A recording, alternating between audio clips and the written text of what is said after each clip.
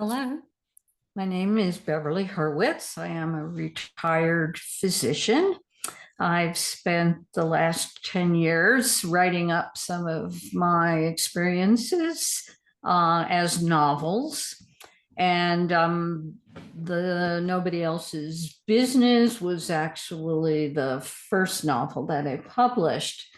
And I just give you a little background as to what motivated my writing this story.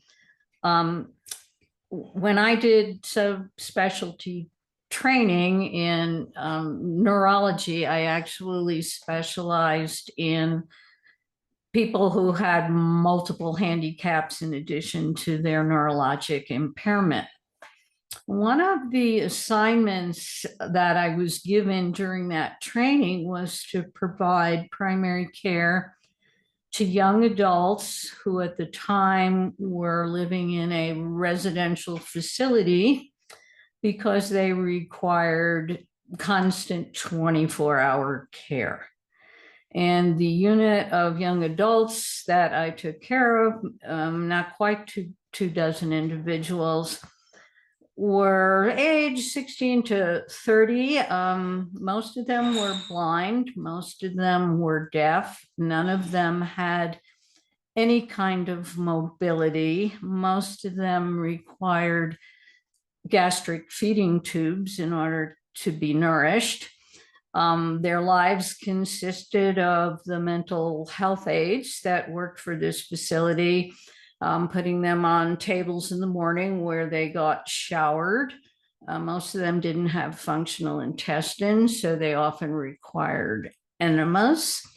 And then there would be several feeding sessions, usually through a gastric tube. And there would be television on in the unit. Some of them maybe could see a little bit. You could tell that if you stood in front of the TV, they kind of looked around you, although they were cortically blind. And this is the 1980s, before we had magnetic resonant imaging. So we didn't really know what their brains looked like. You could get a CAT scan in those days, but a CAT scan shows mostly the bony structures. So we really didn't have a lot of information about what happened to their brains. What I did know about a lot of these unfortunate human beings was that they were victims of shaken baby syndrome. Somebody had deliberately injured them as infants, crying infants. Some of them maybe were accidentally dropped on their heads. There were a few individuals in my unit who were the victims of congenital rubella. If you haven't been around as long as I have, you don't remember, but in the 1960s, we had outbreaks of German measles, Europe and the United States. And between 1962 to 1965, there was a lot of pregnancy losses, and in the United States, approximately 20,000 infants were born showing the effects of congenital rubella syndrome, which profoundly impacts their vision. And most of them are blind and their brains don't develop, and most of them had profound heart defects.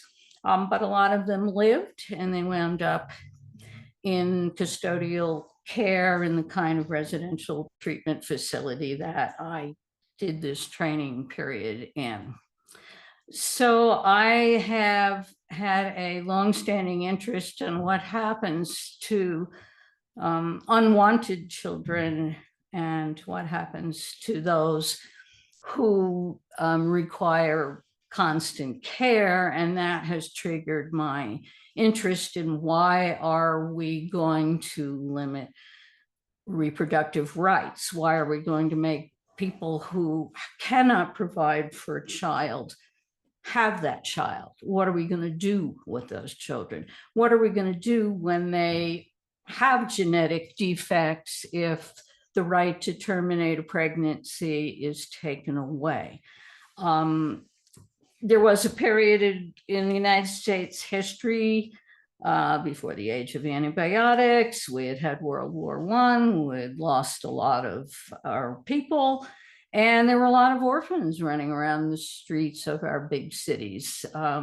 Women who had to go to work could not take care of their children when they lost their husbands. There was no safety nets really in this time period. And what the cities did was they put these kids on trains and sent them out to the West where farmers didn't have enough labor. We'll get, because these orphan gangs were basically living on the streets and trying to survive. So they were robbing everybody, trying to get money, trying to get food. And so let's just get rid of them. Let's just send them out all to the farmers. Well, you put a 12-year-old sophisticated city kid who's been living on the streets his whole life on some farm and try to turn him into a laborer. And it didn't work out very well for the kids or the farmers. So in as much as your last speaker addressed the issues of, I want to have children, but I can't, my book, the Nobody Else's Business novel, addresses the issue as, I'm pregnant, I cannot provide for a child. What's going to become of my child? And so that's what prompted me to write the book. And it looks a little bit at the history of contraception, which is very interestingly being revived right now. If you go back in ancient history, people have long been invested in trying to prevent pregnancies when food was scarce, when there wasn't a way to provide for children. All kinds of herbs were used, spider web material was used. This has been a long time issue for humanity. And around the time of the Industrial Revolution, we started to get leaders saying, oh, well, we shouldn't be preventing births. Who's going to work in all the factories? We're becoming an industrial society. We need the masses to produce workers. And that's when all the laws against birth control came into existence in the 1800s primarily, although the Industrial Revolution goes back further than that. And so one of those laws, the Comstock law, said you can't practice birth control. And we actually have people in leadership positions now who are trying to reinstate the Comstock law. In the United States, citizens actually didn't have the right to use birth control until the 1950s. It was illegal prior to then because of this spillover of, we must make sure everybody's born so we have enough laborers in our factories and farms. And so, yeah, it looks like we do have a nation that's heading back to everybody shall be, whether we can care for these children or not. Nobody's going to have the right to make their own reproductive decisions anymore. So I wrote this book a long time ago, but I think it maybe is even a little bit more relevant now than it was when I wrote it. And I thank you for the opportunity to present it. Wow, Right. Dr. Beverly, you've given us a full all-around view. Does anyone have any questions? These poor children, I feel terrible about this. And does anyone have any questions for Dr. Beverly? And Dr. Beverly will be on tonight and tomorrow with her. She's done a lot of books that are amazing. Tomorrow is about a heart transplant and how it takes on someone else's life. And so we have some other books as well. But any particular questions on this? Okay, I'm going to bring Elton now to wrap us up. And thank you, Dr. Beverly. I know it was an effort to get on. How is your sister doing?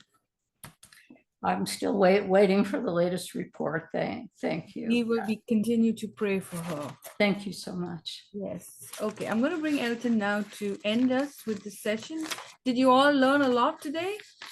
That was great. Make sure you get into the groups for Facebook and LinkedIn and our page, discoverbrightside.com/health, to see all the videos for the 2 days. All right. So I just want to make sure you all know where it's streaming, and we will send you the streaming schedule so you can watch it just like you watch TV, you can watch our channel. And I'm going to try to put this on all the podcasts so you can get it anywhere podcasts are available. So over to you, Elton. Well, hello Wait, let me again. get I'll put you. this on audio. Thank you all.